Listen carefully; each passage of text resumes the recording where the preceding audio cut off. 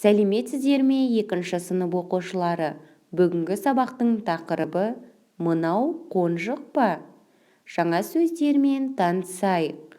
Қатты, твердый, жұмсақ, мягкий, мәшине, машина. Балалар, мұқият тыңдаймыз.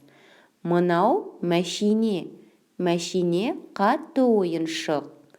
Ал мынау қонжық. Қонжық жұмсақ ойыншық. Қандай ойыншық? Жұмсақ ойыншық.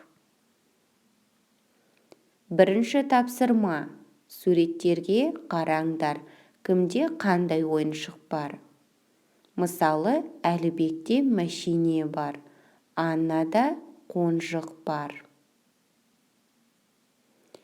Келесі тапсырма, мәтінді оқы. Прочитай текст. Менің досым көп.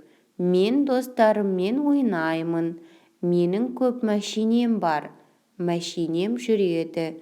Әнелдің қуыршағы бар. Ол әдемі. Аннаның қонжығы бар. Ол жұмсақ ойыншық.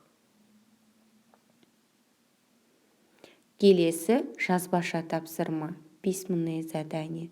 Қажетті сөздерді қойып, мәтінді көшіріп жаз. Мысалы, менің мәшинем көп, мәшинем жүреді. Дәл осындай үлгіде дәптерге жазамыз.